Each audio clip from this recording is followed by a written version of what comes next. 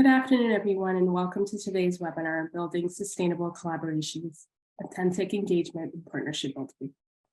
My name is Ruté Ojigbo, and I'm a Senior Community Animator for the Community is Building Youth Futures team here at Tamarack.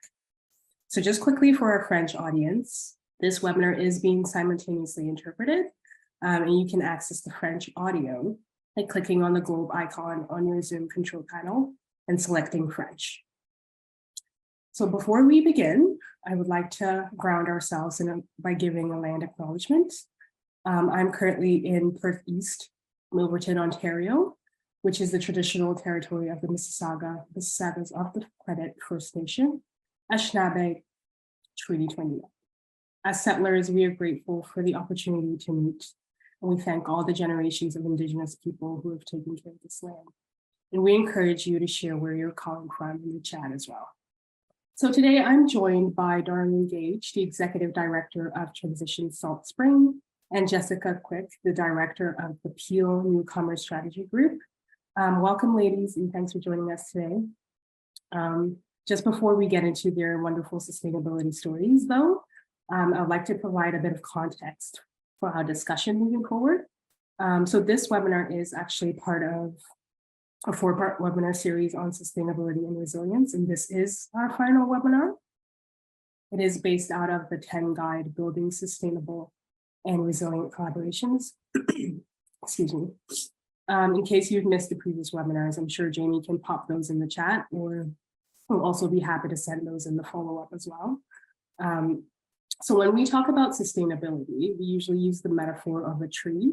So a tree trunk is the collaboration, the people, the organization, and the structure. The branches and the leaves are the projects and the programs that support the collaboratives to make their case. And then we have the roots, which are kind of the foundation of the collaboration. And this is the sustainability factors, as well as the resiliency practices that are used by the collaboration. And they support every aspect of this tree so they can thrive. So we talk about 10 sustainable factors that collectively support the sustainability of a collaboration. And these are grouped into four categories. So the first one is people. So this involves, who we involve in the collaborative relationship building and partnership building.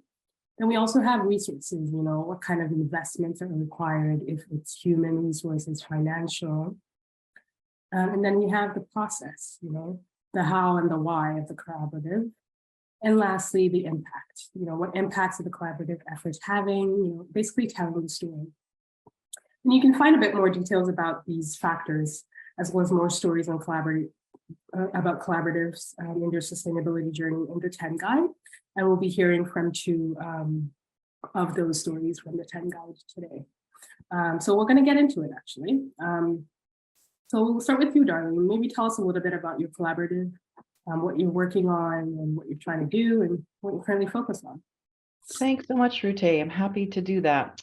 I'm joining you from the traditional territories of the Coast Salish people, specifically the Hul'qumi'num and Sench'chapin speaking peoples here on what is colonially known as Salt Spring Island in British Columbia. Transition Salt Spring is a climate action organization. We've been around for about 26 years or so now, but just in the past few years, we've taken stepped up into a strong leadership role on climate leadership here in our small community of about 12,000 people. But we're part of a region of islands and sort of coastal peoples here that where we are starting to see ourselves and other organizations step into partnerships to take action on climate change here and how it's affecting us specifically here in this we take a very hyper local approach to our climate action work. So one of the ways that we do that is through our Climate Action Network, which brings together over 50 stakeholders from the region to take a look at the climate action plan that was developed a couple of years ago, led by Transition Salt Spring, to lay out, we have 250 recommendations in there for every sector of how we can both reduce our climate impacts, but more importantly, I would say, and increasingly more importantly, get ready and adapt to the climate changes that are happening right now and are expected to get worse in the very near future. So that Climate Action Network is really the central way that we come together in partnership with folks in this region to work collaboratively, using the Climate Action Plan as our guide to focus our efforts, our collaborative efforts to initiate projects and do advocacy and organize together towards that plan. We also do a lot of citizen engagement. We have small working groups of volunteers and citizens who work together to work on amplifying electric vehicles or encouraging use of native plants. And we have about 7 of those working groups right now, and a new one starting a repair cafe to reuse our old toasters that seem to break at repeating speed these days, getting help to sustain that way. We're also involved in direct implementation of projects that are specific to climate adaptation. So specifically, we're working in the forests to be able to help the forest bounce back and become more resilient, especially to fire and to drought, which are our major climate threats here in this region.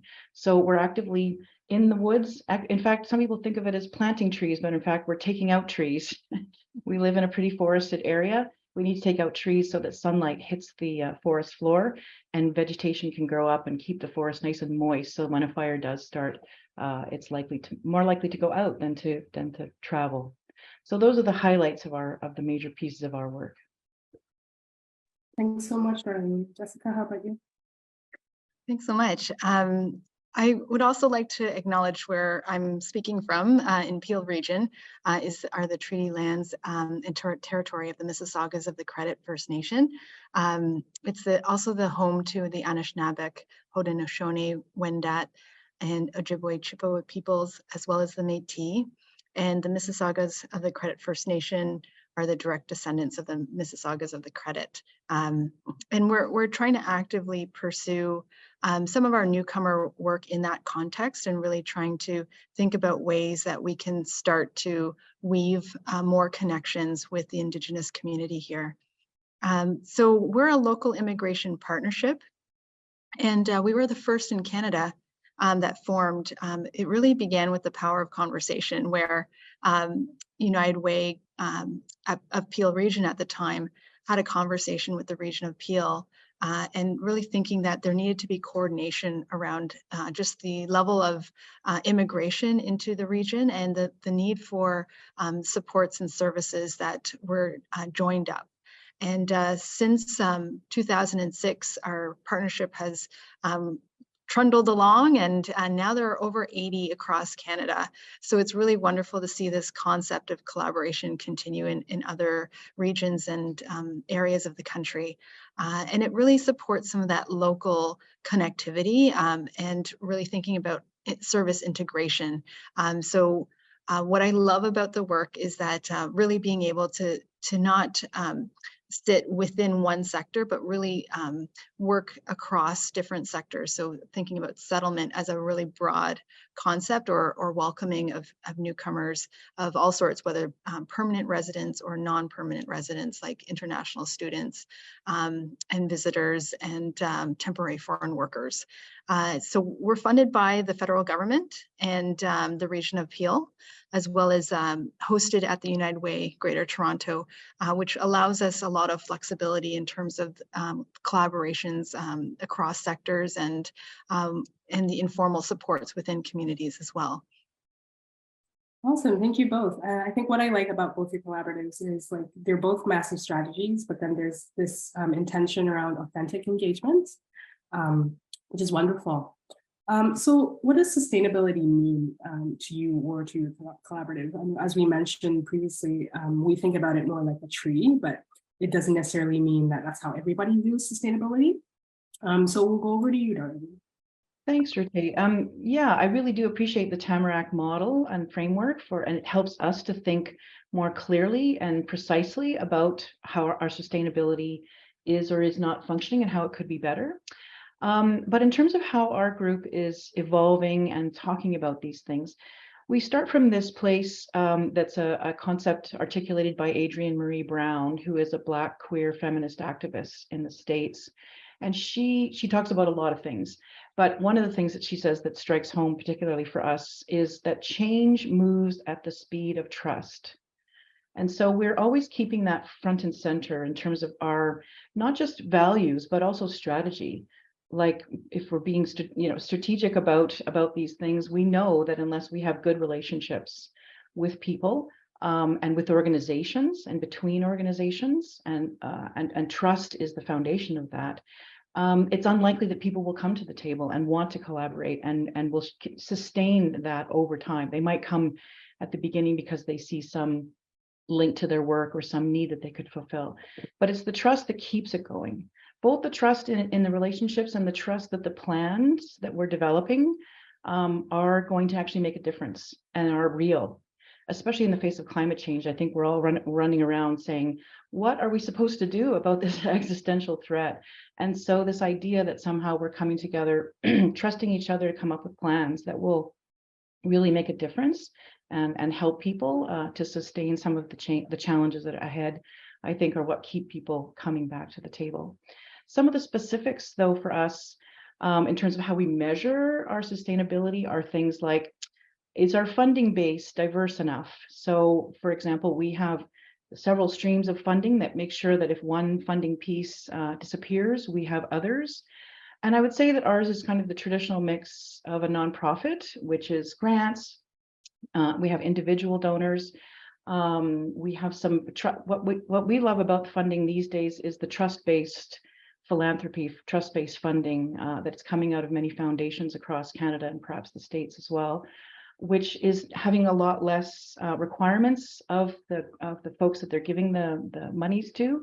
It's again about a relationship of trust that says, we've met you, we've talked to you, we believe in you, we're going to fund you. Give us a broad outline of what you're going to do, and then at the end of what you're doing, say 3 years from now, wonderful to have that long-term funding that way. Let's talk, or you present to us some of your key achievements and impacts, but it's not this massive tracking and reporting that we've come to expect from some funders in that way. But I would say that what's maybe a little bit different about us is that we also have an entrepreneurial approach, and that we have some social enterprise efforts to fund our work. So we do lots of webinars, lots of training, hands-on workshops, speakers, events, those kinds of things.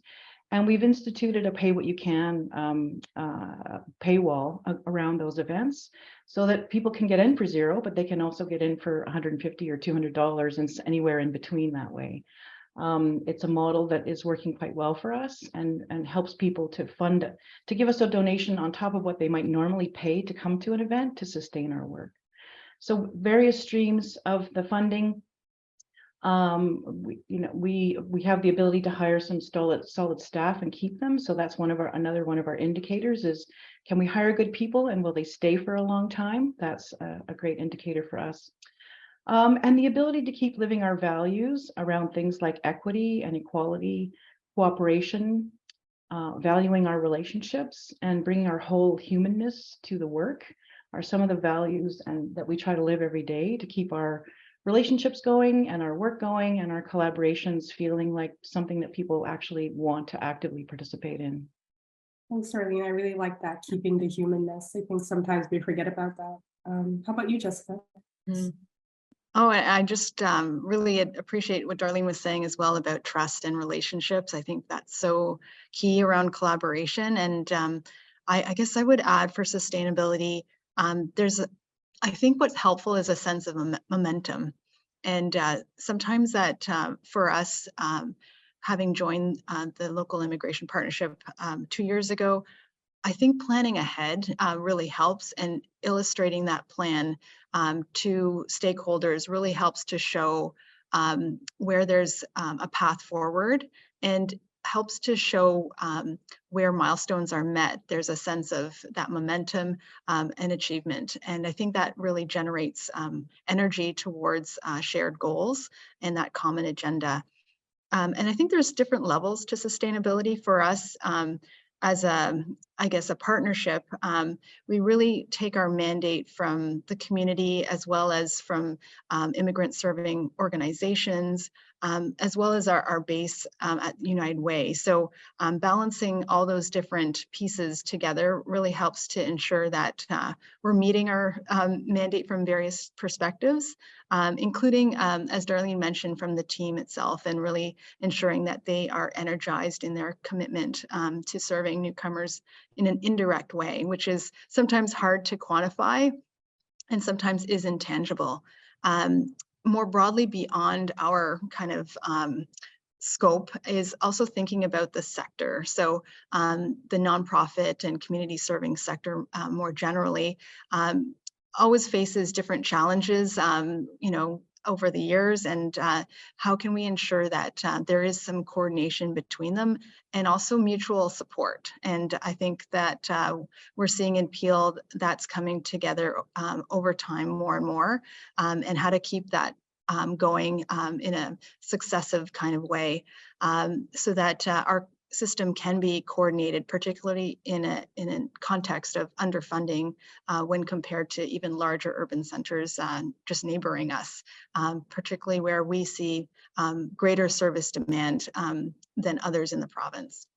Thank you both for sharing that. So when you think about like the sustainability of your collaborative, like what are some key factors that you think have kind of supported your work, and what are some challenges you've navigated through that? Maybe we'll start with you, Jessica, just to change things up a bit. Sure.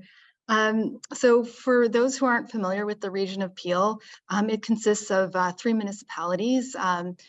That's Brampton, Caledon, and Mississauga. So a mix of urban and rural. And up to this point, we've had a regional government, but that's undergoing quite a significant change with a legislation that has come through provincially for the dissolution of that level of government.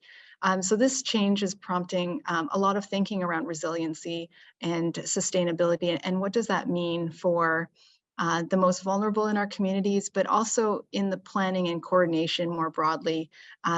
So as we think about our common agenda in our region, particularly in serving those who need support, I guess there's a sense of adaptability that needs to be in the forefront. And so one thing that as we all change through this transition, we all need to, what I try to remind myself is how to ensure that all the stakeholders have a voice. So we're fortunate to have a project focused on co-designing a regional accountability model for settlement and immigrant serving services and supports. And it's just really timely so that we can bring together the various stakeholders to have that conversation of what does a planning structure look like moving into the future.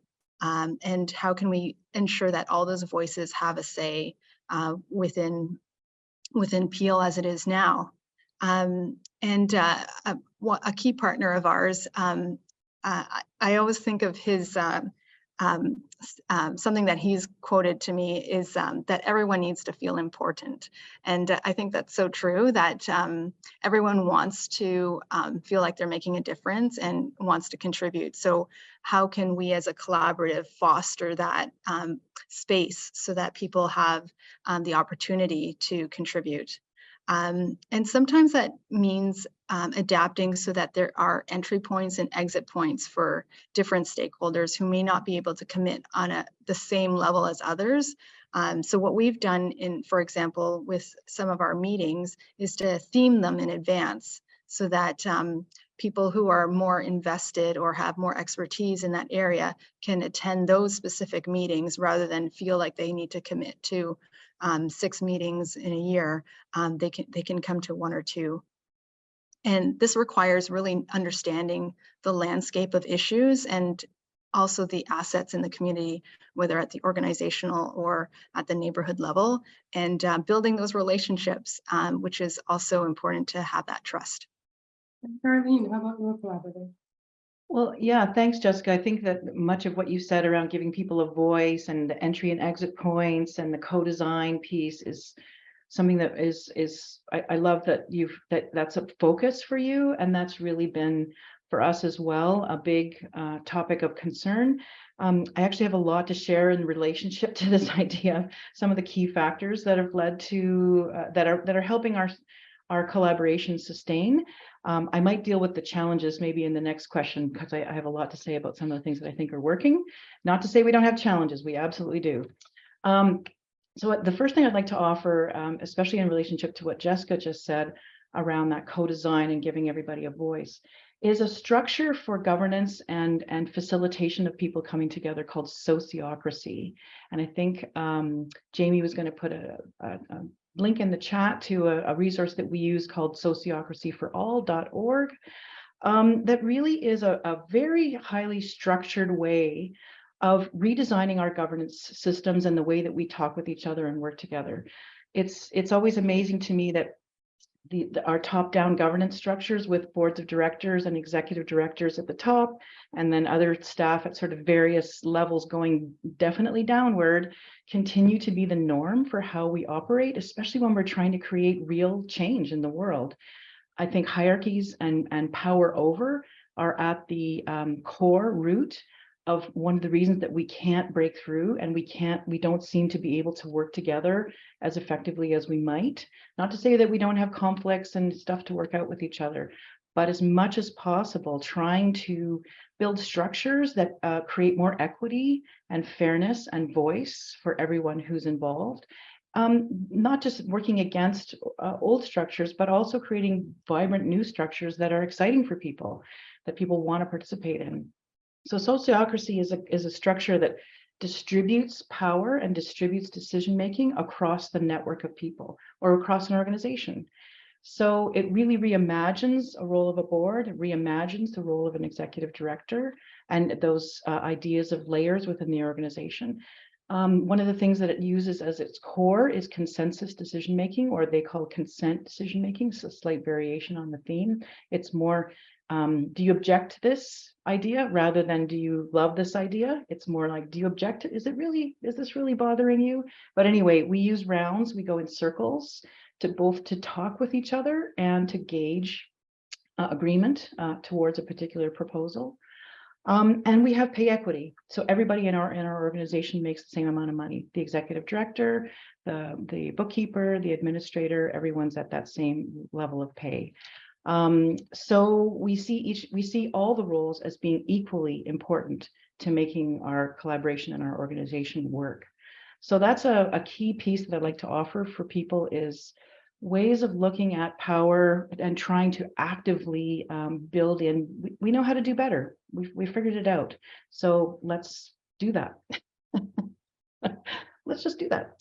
Sorry, Ruté, did you want to say something?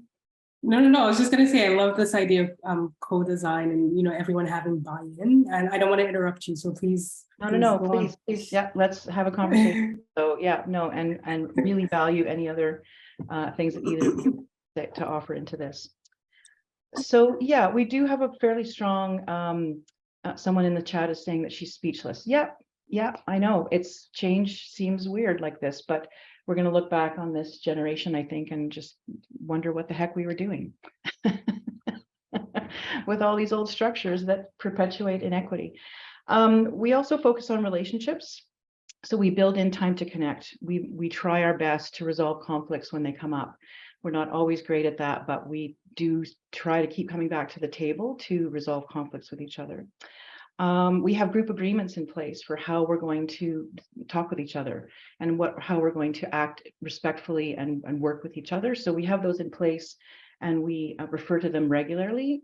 We also have our values posted on the wall so that when we meet, our values are front and center.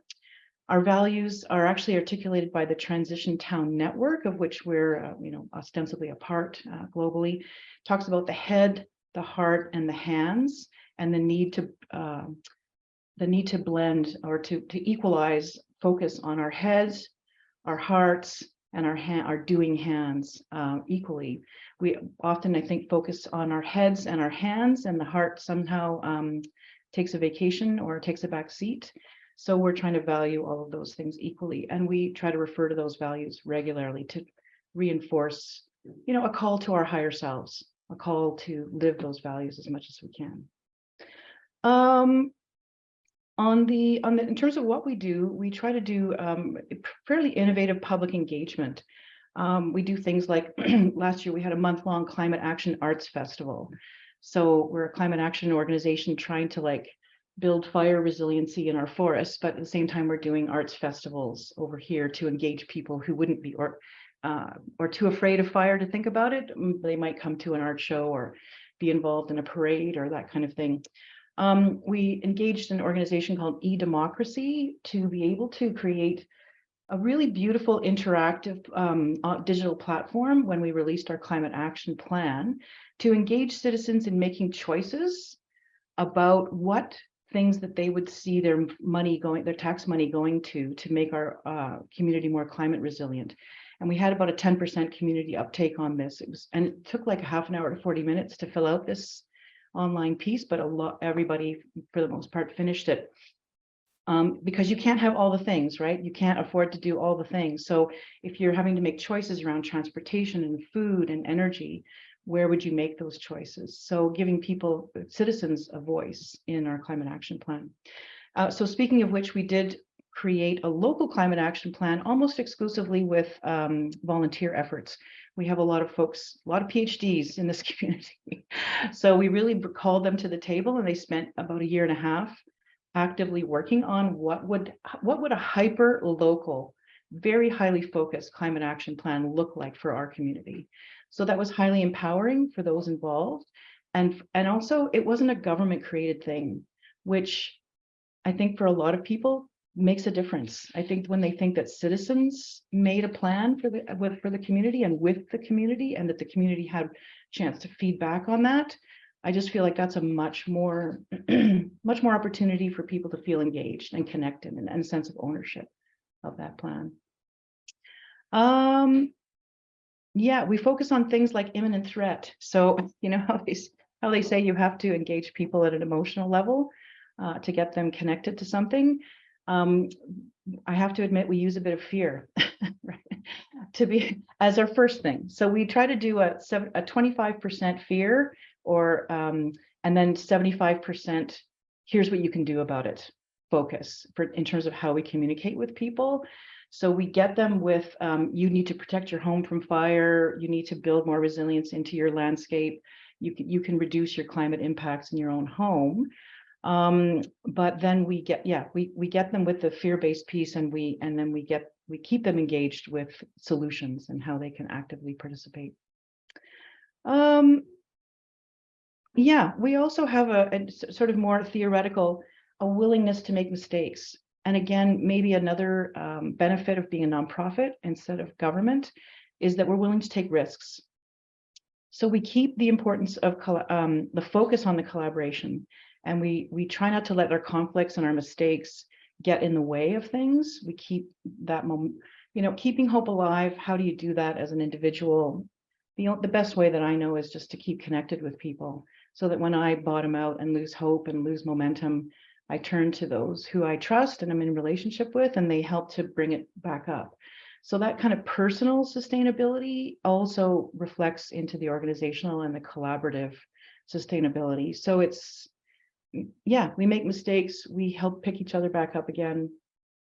I think I'll say that the last thing I have 2 more things to say. One is, sorry, just, yeah, excited, happy to be sharing some of these pieces with you. We're definitely still learning. That's definitely a piece, is that we're always learning. We're never pretending that we have the answers to these things. But because, again, because of that willingness to try things out, if something's not working, we ditch it and we learn something new and then we try again. Like, we're not a really top-heavy bureaucracy that way, so more freedom. We're driven by data. So we do, part of that making mistakes and learning is data. We also have actual data in terms of climate impacts and adaptation.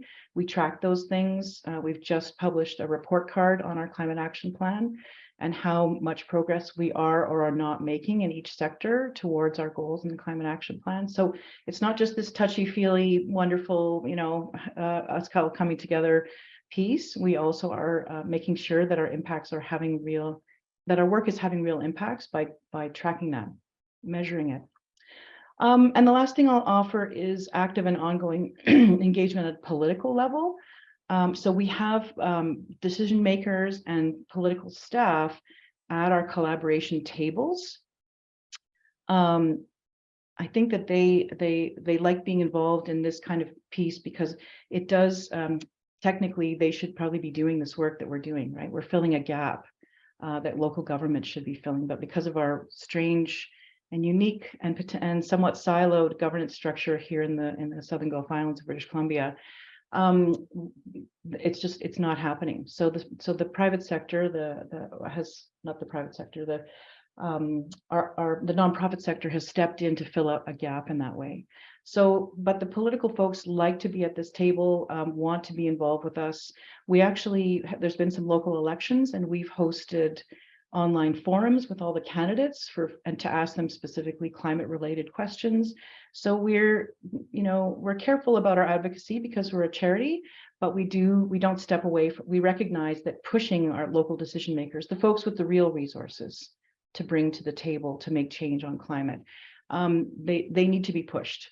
So we see our role as being in relationship with them. Like we can always pick up a phone, we can always enter into ask for a meeting with local decision makers, but they also know that we're going to be pushing them on some fronts to be able to keep this work front and center.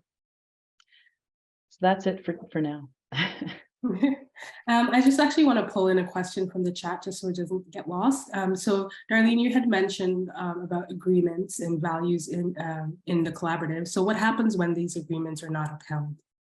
Yeah, so we remind ourselves, we try to bring it back to, because who lives in their highest self all the time? Like none of us live up to what our values are aspirational, right? So they will never be something that we are 100% good at, even on a daily basis. So it's part of the reason that we post them up in our space. Often at meetings, we refer to them before we start so that people get reminded. So that it's just reminding, it's helping each other to try to live up to our better selves. Yeah, and Jessica, feel free to jump in. And it just got me thinking about this, idea of trust that we mentioned. And I don't know if either of you in your collaborative have dealt with situations where that trust was broken, whether it's with the community or within the collaborative. Like, how did you handle that? Jessica, maybe we'll start with you, and then Darlene can give them her thoughts too.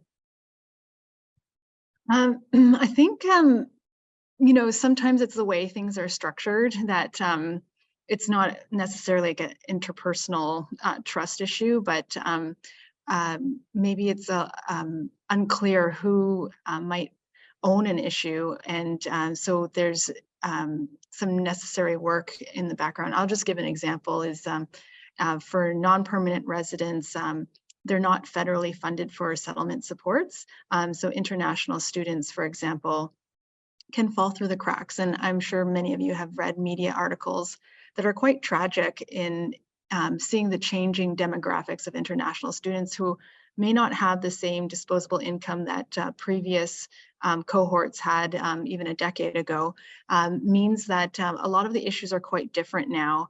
And so it really needs not only accountability for some of the economic benefits that international students bring, but also what are some of the well-being accountability for those who are coming as young adults and need more support and yet are taxed more around their finances for tuition and limited time to pursue other work outside of school due to time as well, but also feel a lot of pressure given some of the expectations put upon them. And so with those emerging issues, there's a lot of,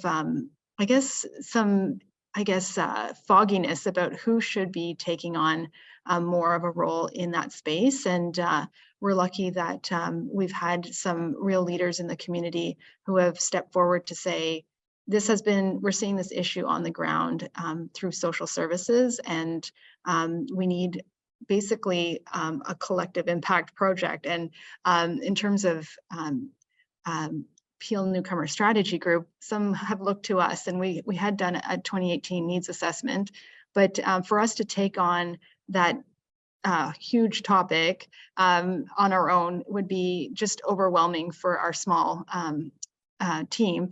And so really thinking about where can we carve off pieces and build trust that we can actually achieve, you know, some amount of progress in that area. So thinking about areas that align with our current work and role and priorities, and looking to the broader levels of government as well as in the community, who else can lead and play a role, and how can we build that trust with each other that we can work together on an issue that we're all learning about as well. So I think that's, I guess, some of the challenges that we've encountered more recently.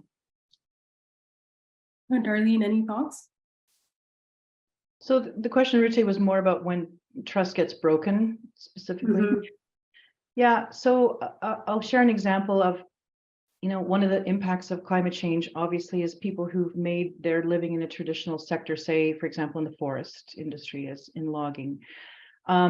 Things are changing very quickly. We're absolutely recognizing globally the importance of forests and the role that they play in climate change. So here in our community, as we talk about forests and the need to protect and build resilience in our forests, people who've made their living in the forests, cutting trees for various reasons, are feeling threatened by our efforts, right? Are feeling, and so they come for us on social media and personally sometimes, and in traditional media and amongst the community. So our and we've been in relationship with, I mean, they're at the table. They're part of this ongoing collaborative effort as folks who are involved in the logging industry or in traditional industries that might be going by the wayside. They're part of our collaborative. At least we think of them in that way. I'm not sure they always think of themselves that way. So I think for us, honestly, I hate to always frame things as relationships, but I always come back to that. Like, if when they're mad and feeling disenfranchised and they're feeling disempowered, it's for us to be compassionate and to figure out a way to keep those lines of communication open, and to keep like phoning them up and going up to them when we see them in the community, or, you know, reaching out. Because I think when things break or trust is broken, we decamp and we go to our spaces, and it takes a real effort often to like overlook some of the hurt and get over the defensiveness and just find a way to come back to it. Like, try not to take it personally, recognize that it's more important that we keep working together and push through that stuff. So that takes like a lot of personal work and collective work as an organization for us to support each other, to live up to that potential to be compassionate with ourselves and with each other, and keep reaching out. Yeah, it just comes back to that humanness you mentioned before. It's just keeping that alive as we go. So I know you've touched on this a little bit, both of you, but you know, what are some things you're reflecting on to improve around sustainability? And Jessica, maybe we'll go to you first. Sure. I guess around sustainability, you know, it definitely can be, you know, thought of first as the funding and the resources required to operate. But I'm starting to reflect that resources could take different forms, and different forms of people power is really what we're trying to fund most of the time. So that could take the form of, you know, co-op placements, and how can sort of the work experience be mutually beneficial and add to growth. We've had some great pro bono support from consultants who are students, and I think there's been some great exchanges that way as well. So really thinking about where we can draw others into the fold. Another example is around the informal services. Much of our work is looking at the sector and community services and those serving immigrants and newcomers.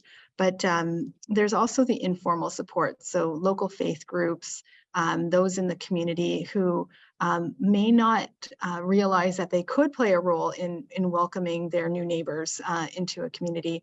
And I just love Darlene's examples of, the art festival and parades. And I think sometimes we can overlook those possibilities of really bringing in more of the informal support. So one example is around mental health, where yes, we're trying to do a lot of cross-sectoral work to advance newcomer mental health, but where could some of the tools for mental health be democratized so that we're not just relying on clinicians to do that work, but that we can also give people the tools to look and do the personal work themselves, but also share that with others, and also thinking about how to scale some of the work as well. So as we need to adapt in different situations, how can we scale the work so that we're not losing sight of our goals, but we may take a smaller step forward rather than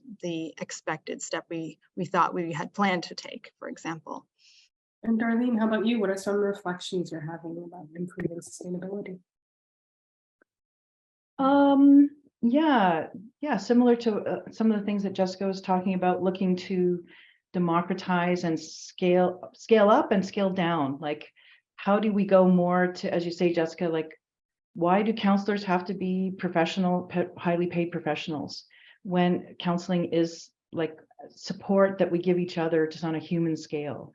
Peer-to-peer counseling, friend-to-friend counseling, neighbor-to-neighbor counseling, these kinds of things. So we're looking at trying to bring these big ideas around forest management, fire protection, drought, resilient, down into neighborhood levels. How can you in your neighborhood look at the ecosystem that exists in your neighborhood and actively work to bring it back into a healthier state so that it's more drought resistant and less prone to fire? So giving people like, get your hands in the dirt, work together with, get to know your neighbor so that when emergencies hit, you have trust and relationship already built with your neighbors. I mean, we get to do that because we live in a more rural environment, right? That ethic is there. But if COVID taught us anything, it is how much we need each other and how terrible and exhausting life is when we're not connected with other human beings in a real way. So we want to get people like activated around what they can be doing with each other and in their own lives around climate change.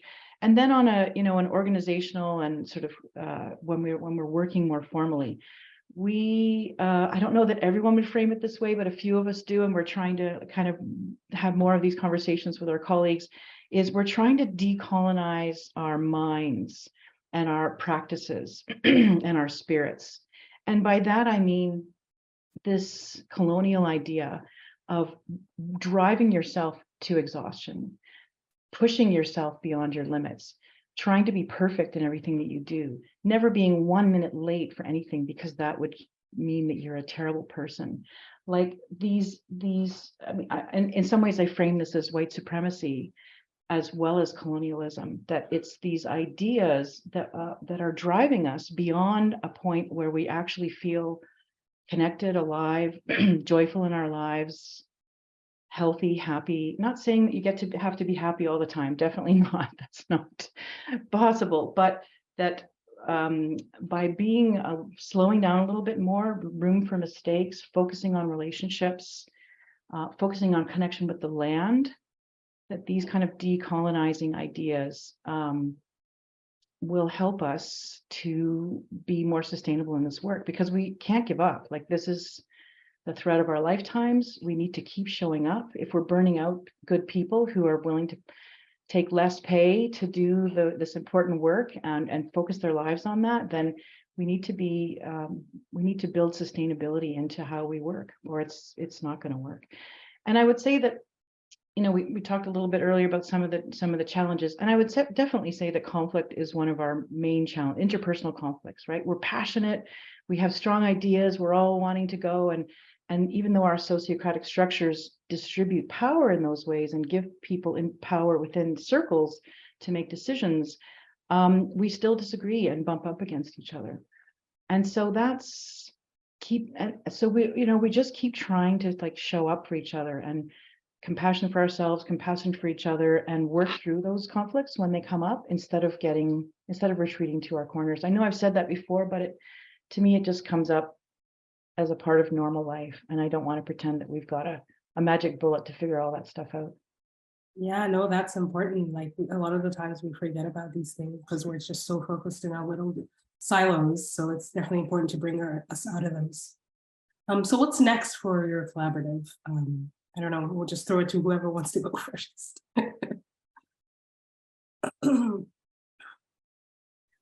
I can, I guess, jump in to say, I think what helps us, in thinking about, some of what Darlene says about moving away from perfection and, some of the, I guess, ideals that may not actually connect with what we actually value, is really thinking about how do we balance what drives us is that vision, and but being able to have that vision somewhat modified depending on the context as we move along, but also those that we interact with, and allowing us to learn and have that openness still in our vision, particularly as a collaborative where we want to move forward, but we also need to move forward with everyone in some ways. And sometimes that means considering what's possible and what's sustainable, as Darlene mentioned.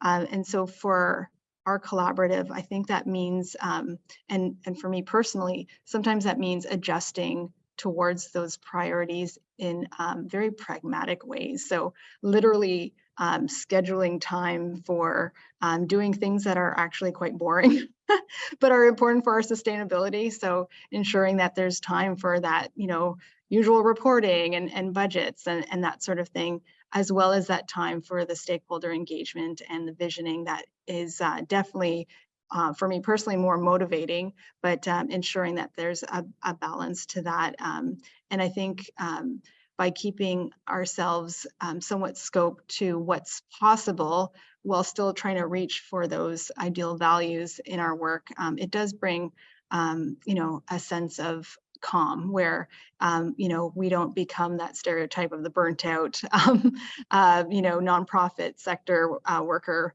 but someone who can feel that there is that momentum moving forward, and that we can do that together.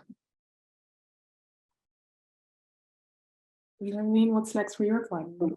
Well, we're going to release our climate action report card, as I mentioned, our data-driven release to the community, and then we're going to use that as a springboard for keeping focus on the climate action plan over time with the community and reinvigorating folks. It was 2 years now since the release of the report itself, so want to keep momentum up and going. And also we're going to be using that as a springboard for our advocacy work. So sitting down with those major stakeholders who are responsible for making sure that our transportation sector is meeting its goals, for example, and pushing for them to, by still sitting face to face with them to do that. But and in fact, they're part of the folks who are quote unquote responsible for transportation in our community, Ministry of Transportation Infrastructure and other levels of government. They're at the table with us in our climate action network. So, right, we already have those relationships with them as part of our collaboration, but we're going to sit down with the report card and say, not good enough, like, let's go. So that those kind of sessions where you're pushing and staying friendly is the next part of our work, but trying to live our values as well around decolonizing our practice. We're going to slow down over the course of the summer, take a step back and do what Jessica said, some of those pieces that you need to make sure that everything's being maintained, planning and reflection, but also the reporting and the budgeting and all of those pieces that sometimes get pushed aside in the flurry of getting everything done. And we're planning our annual retreat and reflection time, 2 days that the board and the staff and other volunteers of our organization come together, not so much of the full collaboration, but our organization comes together to be together, reflect, plan, spend time learning with each other, building our connections and our relationships, and pivoting where we need to, changing course where we need to. those things. Yeah. Awesome, thank you both. I just wanted to let folks know they're able to submit their questions to the Q&A panel, and we'll get to them as they come. So I'm seeing a question from Marisha, and it's for Darlene. It says, how did your hyperlocal climate action plan include Indigenous traditional ecological knowledge and Coast Sashes people?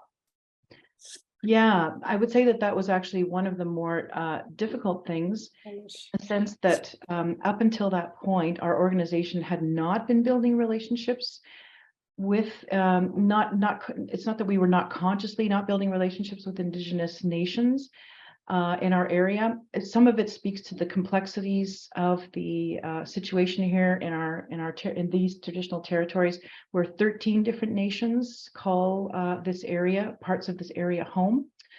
And so what we've been learning, since we're not government, we're a small nonprofit, which means we don't have nation to nation type of relationships, but we can have organization to organization and individual to individual. So I would say that more so than the climate action plan itself has been, since the release of the climate action plan, our ongoing attempts to build relationships with elders, to build relationships with organizations within this region who call this place home, trying to encourage them to come back home, come back to their lands, walk the lands with us, teach us about these lands, restoring clam beds, taking care of forests, sharing with each other, bringing a sense of spirit to the work that we do, has really, I hope that that's been reflected in some of the sharing that I've done around values, and the importance of our relationships has very much come from Indigenous teachings that people have been generous enough to share with us. So we 100% recognize that this is work that is never done. This is work that takes a lot of time. It takes our decolonizing our own minds to be able to actually show up in open-heartedness when we are lucky enough to have wisdom knowledge keepers and elders come and be with us and share with us. So I would say that that is an area that we have a lot of work to continue to do, and that we're continuously learning about. And Jessica, are there ways your collaborative has been able to incorporate Indigenous knowledge into your work? Yeah, we're joining the Canadian Centre for Victims of Torture collective around truth and reconciliation, and we're actively really trying to think about how could we move the momentum around newcomers learning about Indigenous communities as they're arriving. I know there were some truth and reconciliation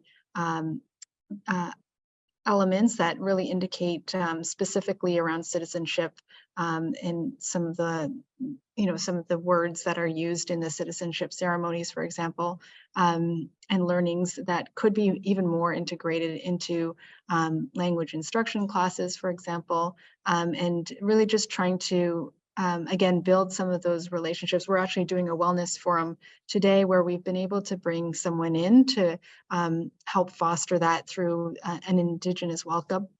And I think it's really impactful when it comes from those Indigenous perspectives and voices themselves.